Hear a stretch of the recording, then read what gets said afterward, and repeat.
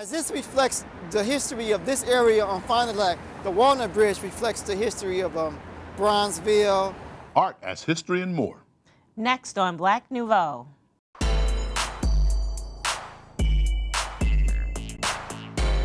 Good evening and welcome to this edition of Black Nouveau. I'm Milton Dockery. And I'm Faithe. We're glad you could join us. On this special edition, we're going to look at the arts as a means of conveying history and culture. We'll remember the Milwaukee Rep's production of Soul Time at the Apollo, chat with author and filmmaker Chip Duncan, and hear from poet Spitfire. But first we begin with artist Raza Mara in Soroma, who created the murals along the bridge overpass for Interstate 94 near Bronzeville. Liddy Collins has more. Art has a strong footing in this Milwaukee neighborhood referred to as Bronzeville. With art schools and African art on the Walnut Street Bridge, the Wisconsin Department of Transportation Interchange Project brought about the bridge art and are responsible for the art walls that lead you to Fond du Lac Avenue and the I-43 Expressway. Muralist Amari Soroma presented many designs for the wall before the ones you now see were chosen. These are community-sensitive designs that are to highlight the history of the area and bring attention to the people who once lived there. Kind of to offset what happened in the 60s when, when they tore down all the homes and businesses and things, and like what was in Bronzeville. So they wanted to offset that and kind of do something to highlight the community rather than, bring kind of a destruction to it. The historical importance of these stories are captured in these murals to remind us of our rich history. The mural here depicts Joshua Glover, and Joshua Glover was an enslaved African, and he escaped from Missouri, and he ended up living in Racine, Wisconsin. And at the time, when he was captured in Racine, they had what they called the Fugitive Slave Act. So he was captured from his place of residence in Racine, and he was brought here to Milwaukee, I think to Cathedral Square, where he was jailed. And because of a public outcry from a number of residents here in Milwaukee and some prominent figures also, he was eventually released. And the Fugitive Slave Act at the time, it demanded that when an enslaved African was captured, he had to be returned to his master. And Wisconsin was one of the first states to fight against that act. And Joshua Glover's whole incident started that protest against the Fugitive Slave Act. So he was freed here in Milwaukee, and then eventually he moved on to Canada. The other side depicts Caroline Quarles. She was a young enslaved African female. I think she was also from Missouri, and she escaped, and she came through Milwaukee and passed right through this Fond du Lac corridor here, and eventually she ended up on a farm on 17th and Fond du Lac, which was there owned by a man named Deacon Brown. And that was one of the stops on the Underground Railroad through Milwaukee. And eventually she got to, I think it was Sandwich, Canada, for freedom. These two stories most reflected the history of the area, because Fond du Lac was a corridor for the Underground Railroad at that time, and this work being on Fond du Lac, we thought it was a significant and important piece to bring to people's knowledge or history or reflection. Joshua Glover, his history is even though it's part of the Underground Railroad and everything, his incident happened right over in Cathedral Square. And Caroline Quarles, she probably passed right through this actual place. As this reflects the history of this area on Fond du Lac, the Walnut Bridge reflects the history of Bronzeville, and then it also has features of like African and African American culture, like Adinker symbols. They're a symbolic language that they use in Ghana. The symbols have significance. The ethnicity of the bridge doesn't stop with the murals. The bridge supports are also filled with historical patterns. Muralist Amara Isaroma has seen this project through from start to finish. The work had to be produced and carved out of styrofoam. So I was also recruited to do that process of the work. So I carved it out of styrofoam, you know, the same size as you see it here. And then from the styrofoam, there were molds made, or what they call form liners. And the form liners were cast in concrete, and then the work was put up here on site. Artist Amara Isaroma hopes people will see these murals and want to find out more about them. You know, I know as they pass, they may not get a whole story of what's happening. You know, there's plaques actually down here where they can come down and read about the history, or they may see the name like Joshua Glover, and then they may take it upon themselves to go learn the history. Because I know many people see the work and they just see, a slave running and somebody's chasing them or something. And some people may actually be offended by it. But if they take time to know the history and know what it's about, they know it's not celebrating slavery or anything. It's celebrating the self-determination of people who chose to fight against slavery, you know, even as it existed in Wisconsin to some point. And it's more about these individuals who stood up against it and fought against it and freed themselves from it, and the people in Wisconsin who helped do that.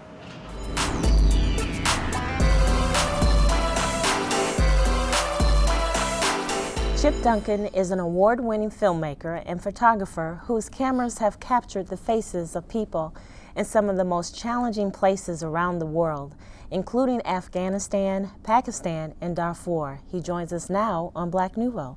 Thanks for joining me, Chip. It's a pleasure to be here. Your new book is Enough to Go Around. What prompted it? Well, I've had the privilege of working in many parts of the world, and in a number of cases in crisis zones or very challenging places.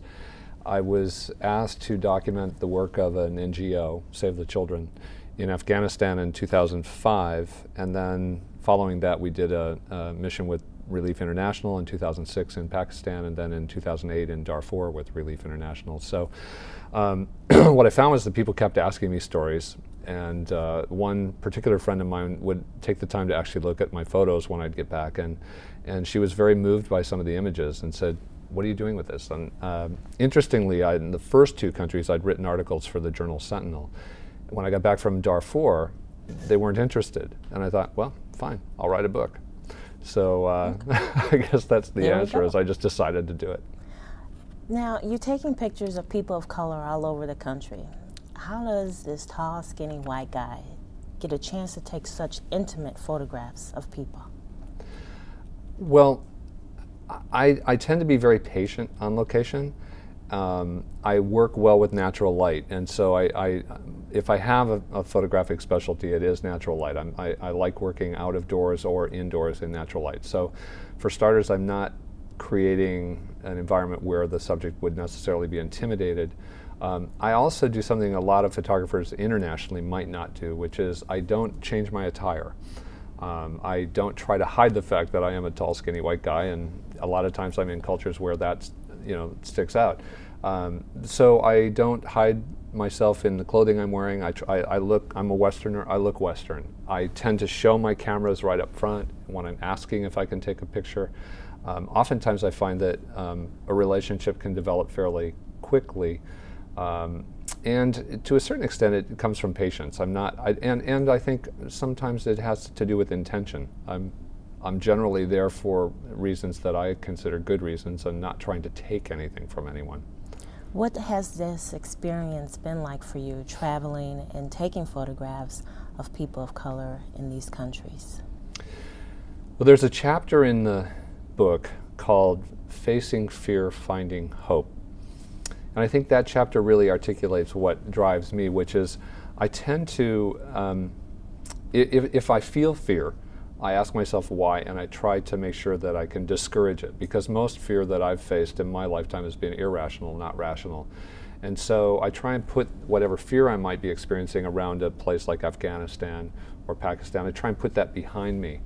And then embrace the lifestyle that I'm there to document. So a lot of times Westerners will go in and think that we have the answers. I try and go in and listen. I'm just trying to reverse the paradigm a lot of times. If they may have solutions that we've never considered, they may have problems that we are unfamiliar with, and the solutions might be things we couldn't imagine because we're not familiar with their circumstances. So every country, though, is different, and I've found that as much research as I do, I'm always prepared and unprepared at the same time.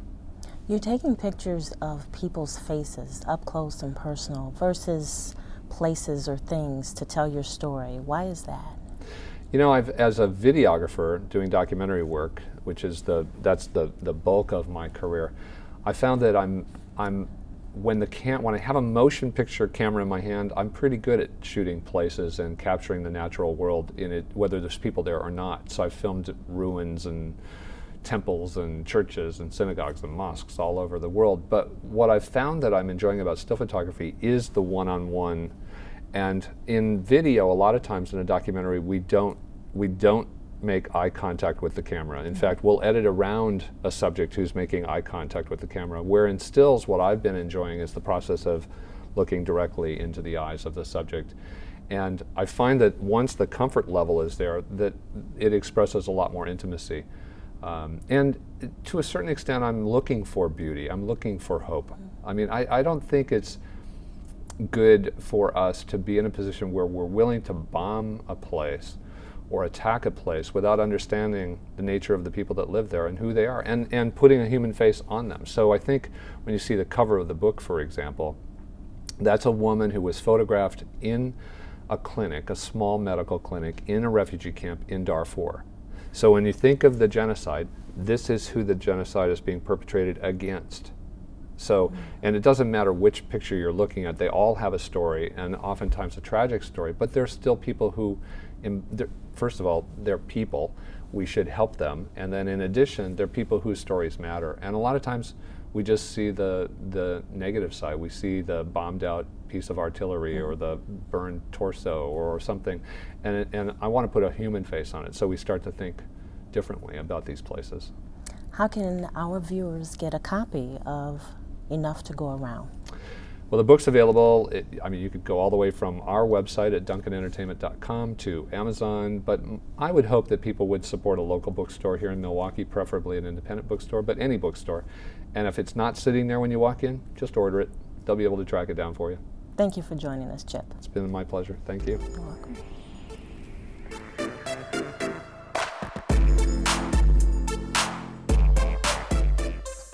I am a strong woman, and I will make no apologies for that. But I will never forget when this gentleman applying for the position of boyfriend, or at least bosom buddy, had the nerve to tell me, you know, this strong sister soldier Maya Angelou thing you got going on ain't gonna work for me. Now, before I fast forward to the point where I told him you got me messed up, let me at least tell you what happened.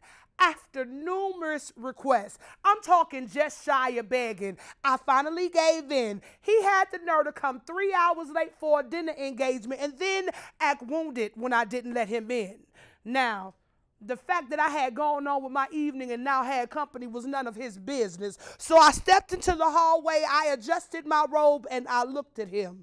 I was vexed, so I was looking at him like he was stupid. If the tightness of my lips were not enough, the shifting of my neck was a clear indication that this dude was losing. His response, not apologetic, oh, you ain't gonna let me in? No. By my calculations, you had 180 minutes, over 180 chances to make the situation we are right now experiencing non-existent. As a woman, I expect to be treated at least as good as your employer, and I'm not asking for documentations on your whereabouts, because to be honest, I don't care that tough, but I am asking for consideration. I'd like to know, and I'd like you to know, that I've done enough wasting of the time that is mine and precious. Now he agitated, rocking back and forth, making noises like a freestyle of stalling. Now I got a case of the rapper hands, man, and that's when he said it. You know, this strong sister soldier Maya Angelou thing you got going on ain't gonna work for me. Excuse me? By his tone, he let me know he meant this as a disrespect. Wait. Let me compute this. Thank you. Thank you. That's probably the best compliment I have gotten all week. No, maybe even ever. Just the fact that your mind categorized me with that caliber of life-changing, award-winning women is flattering. Lets me know that I'm headed in the right direction. No, I don't feel bad that I'm not considered a jump down or a bobblehead. It's like attention to a soldier. No hesitation. I step up and claim that badge about a strong woman, because I've earned it. I got the tears and the smeared ink on diary pages to record it. My heart's got the scars to prove it. By the time I zipped up my gown and put on my cap at high school graduation, I was ranks above private. Baby, I've been through it. All types of assaults and tragic losses. That's why every day to the Lord I'm rejoicing, because I never would have made it.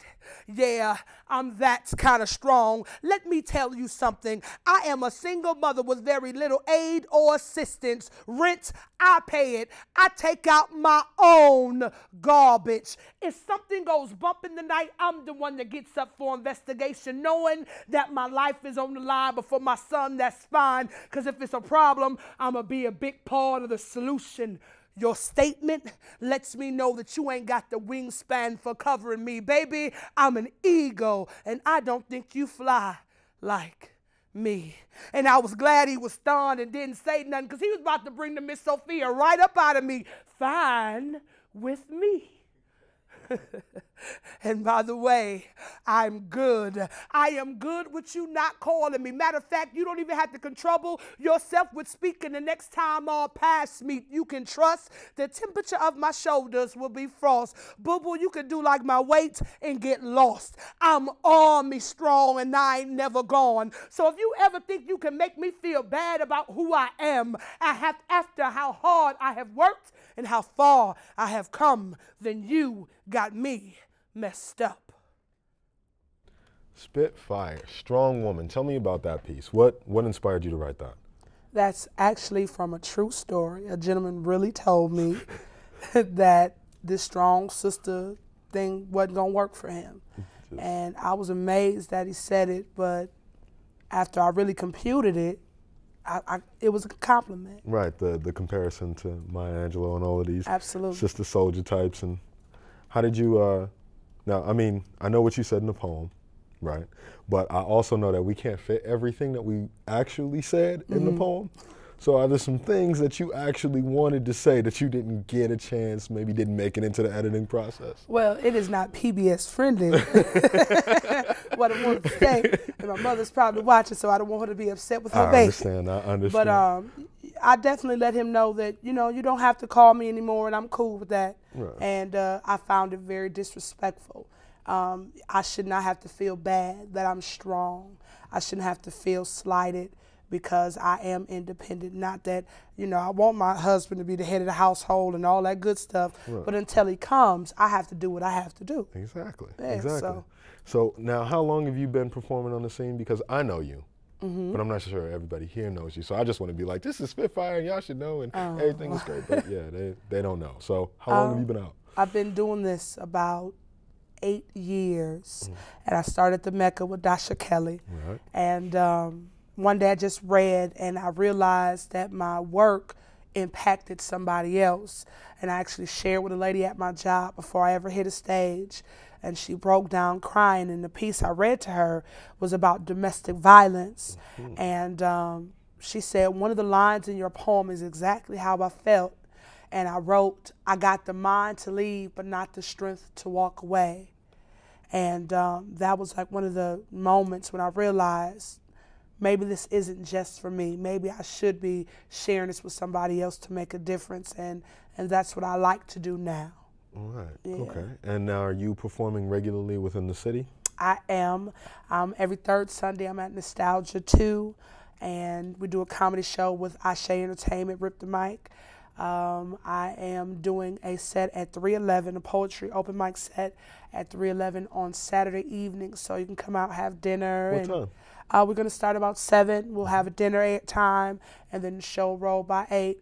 So in case you want to still go out and do other things, you can, or get home early for church, you can. So just want to make some good entertainment. I'm working on a project now, Nightlight Entertainment, where I believe you can get quality entertainment at night, you know, with good positive messages throughout. And if someone wanted to get in contact with you, how would they go about doing that? They could reach me by phone at 414-852-3473. That's 852-FIRE, just for the record. And you can hit me up on Facebook, actually, which is what everybody's doing these days. I am Miss.Spitfire at Miss Spitfire Shine, excuse me, at Facebook or on Facebook. All right, excellent. Well, thank you for coming through. I appreciate it. Hey, thanks for having me. I love you. Love you too.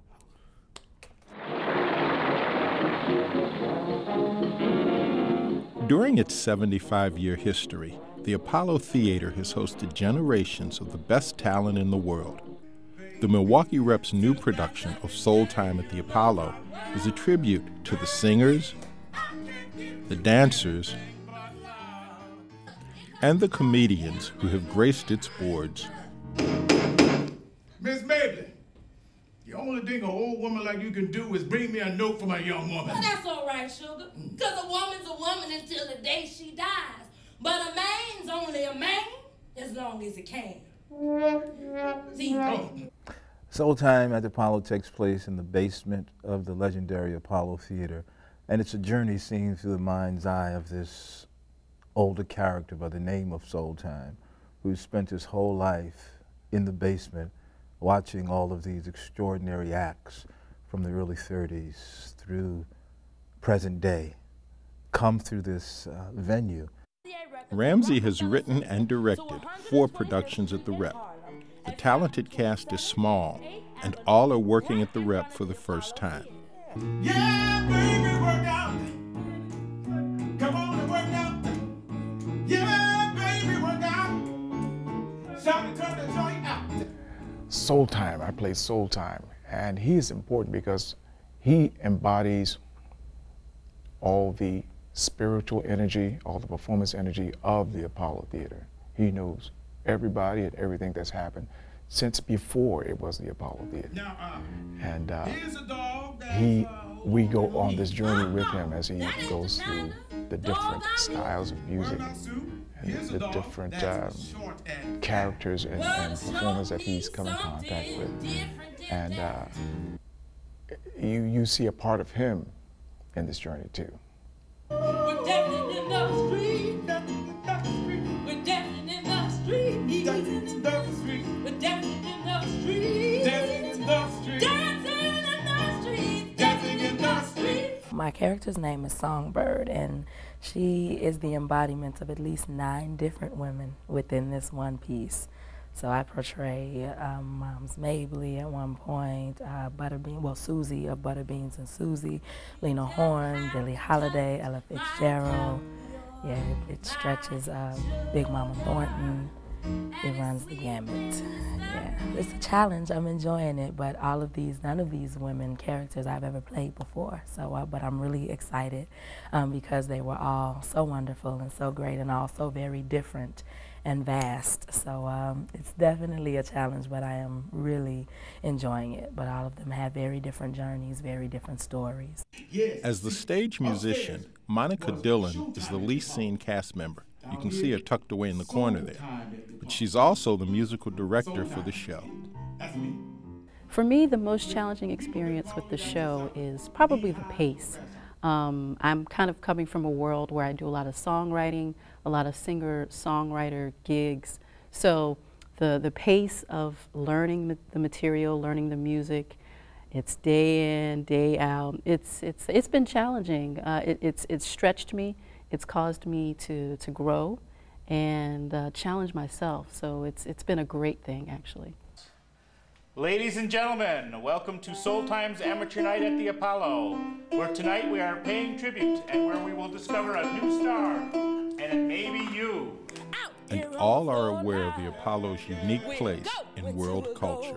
As an African American, it just means a whole lot, and as a woman as well. But I think just in general to our community, no matter where you're from culturally, it was a door opened. It was a vessel where so many of us were able to come through and express talent, especially as African Americans during a time when you weren't able to walk through the front door of so many venues. It is an icon for not only the black community in New York or the black community as a whole, but to all of culture. You know, there's so many people and performers that came through the Apollo that affected what happened in the world. You know, whether it be political or entertainment-wise. You know, it's like a living museum. You know, and it's constantly changing with the times, but it still has that energy of the old days too. Before I started working on the project, I knew about the Apollo Theater. I can definitely say I know a lot more about the Apollo Theater now than I did then. When you think about its 75-year history, there's a lot of time that I've missed just because, you know, I'm not telling my age, but, you know, half of that, I came around when there were the Kiki Shepherds of the world who were actually bringing artists on and off. So it's got a great history, and I'm really happy and excited to be able to share it and learn about it in this way.